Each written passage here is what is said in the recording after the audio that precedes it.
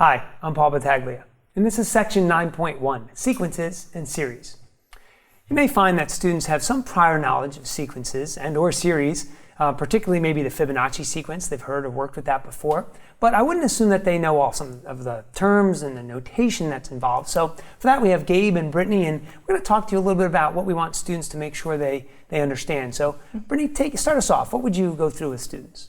All right, so like you were saying, some students may have seen sequences and sequence notation and everything, but I like to just start from scratch with them, just because they may have seen it, but they may have some misconceptions about it or forgotten some of it.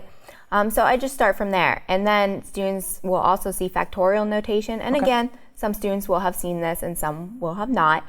So again, I start from scratch and I show them, you know, what the notation means, and I tell them this is going to be important for probability when we talk about that. And also to focus on that 0 factorial equals 1, because a lot of students forget about that. Perfect. Gabe, where do we go from here? Sure. So after we look at these sequences, it's sort of logical to us to maybe want to try to add up these sequences or these numbers. But some of these can get quite long. So they can be infinite in length. Or even if we're adding like the first million terms, we don't want to write 1 plus 2 plus 3 plus all the way up to 1,000,000. So from here, I like to motivate the idea of summation notation by having that type of discussion with my students.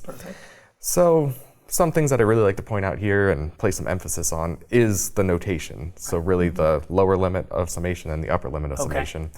Just because I think as you change that, students might tend to just get caught in a rut and think, oh, well, we always start from 1 and we always go to, I don't know, 10. So you might want to change that up a little bit, start at 5 and add up to 8 or something.